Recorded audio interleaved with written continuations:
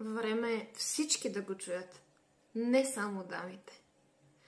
Благодаря на този човек, не знам дали е мъж или жена, но това няма никакво значение.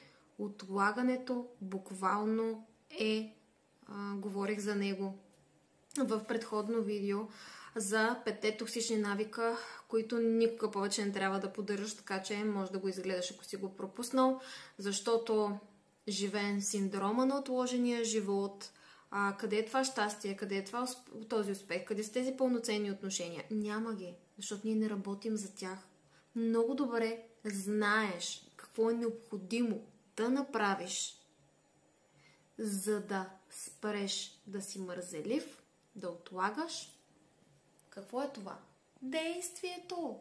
Да започнеш да действаш, а не да очакваш от другите, че те ще подбутнат и така.